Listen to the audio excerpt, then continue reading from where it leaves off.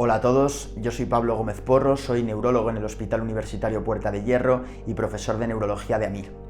Hoy vamos a hablar de la esclerosis múltiple. La esclerosis múltiple es una enfermedad neurológica que afecta a 100 de cada 100.000 personas en las consideradas zonas de riesgo. Es la segunda causa de discapacidad neurológica en pacientes jóvenes, después de los traumatismos, por lo que al ser una enfermedad crónica provoca mucho sufrimiento durante mucho tiempo a los pacientes. Aunque todavía queda mucho camino por recorrer, desde el nacimiento de los primeros fármacos modificadores del curso de la enfermedad se han producido grandes avances que han permitido mejorar la calidad de vida de los pacientes. La esclerosis múltiple se considera una enfermedad inmunomediada del sistema nervioso central. Como sucede en muchas otras enfermedades inmunomediadas, el sistema inmunológico, que en condiciones normales nos permite defendernos de virus o bacterias, se confunde y ataca una o más estructuras de nuestro cuerpo. En el caso de la esclerosis múltiple, el ataque se produce contra la mielina de los axones, es decir, la sustancia que recubre los axones de las neuronas y que es imprescindible para que la comunicación entre ellas sea rápida y efectiva.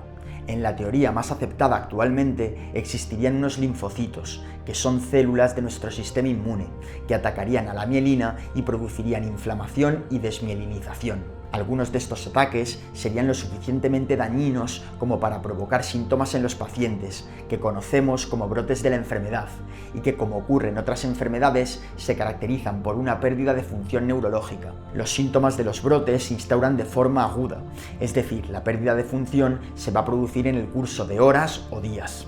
Algunos de los brotes más frecuentes son los sensitivos, en los que se produce una pérdida de sensibilidad en una parte del cuerpo, como consecuencia de la inflamación de las vías de la sensibilidad.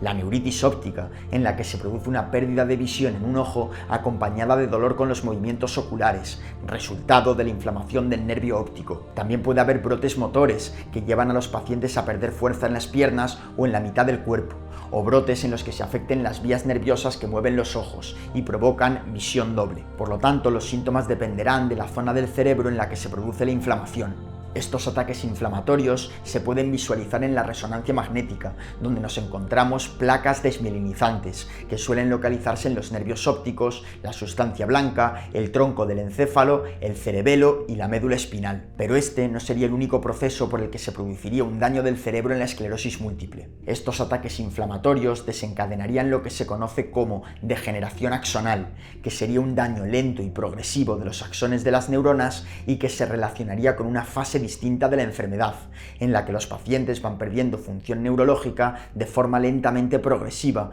y a lo largo de los años van empeorando paulatinamente.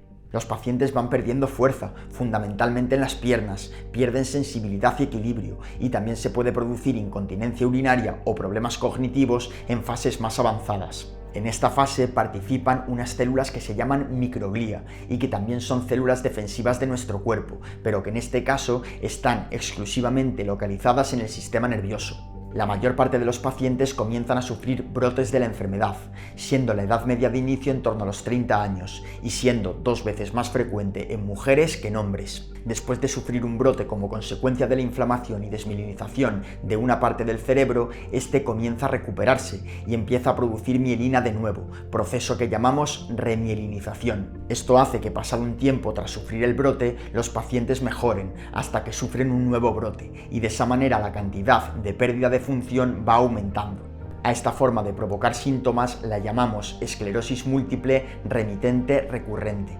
Pero llega un momento en el que la degeneración axonal que se ha desencadenado y ha ido avanzando poco a poco es lo suficientemente importante como para provocar esa pérdida de función lenta y paulatina de la que hemos hablado antes.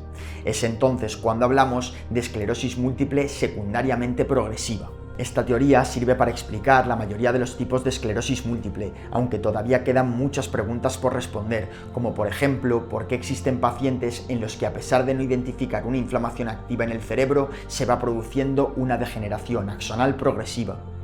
Otra pregunta sin respuesta, como sucede todavía en muchas enfermedades neurológicas, es por qué se produce, qué es lo que hace que se desencadene esa inflamación. Una de las teorías actuales plantea que sería una infección viral, siendo el virus de Epstein-Barr el que más se ha relacionado con la esclerosis múltiple.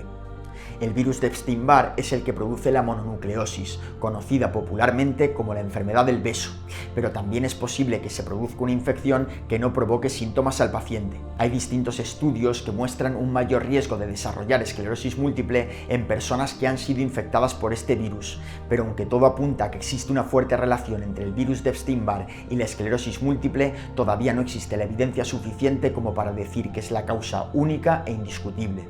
Como sucede en muchísimas enfermedades, existen factores de riesgo genéticos, es decir, ciertas características de nuestro ADN que pueden predisponer a tener la enfermedad.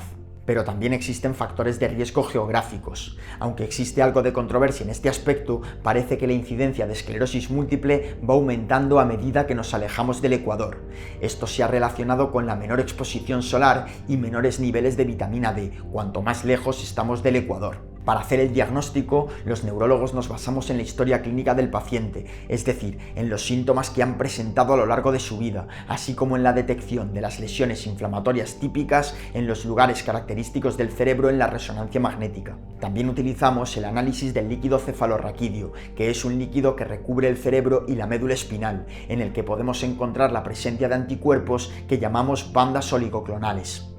Aunque todavía no conocemos la causa exacta, como hemos dicho al principio, se han desarrollado distintos tratamientos para la esclerosis múltiple que han demostrado efectividad en múltiples ensayos clínicos. Para tratar los brotes utilizamos dosis altas de corticoides, que son fármacos muy utilizados en medicina por su potente efecto antiinflamatorio. Pero lo más revolucionario fue el nacimiento de los fármacos modificadores de la enfermedad, hace ya muchos años, que consiguieron disminuir la aparición de brotes y de nuevas lesiones identificables en la resonancia magnética.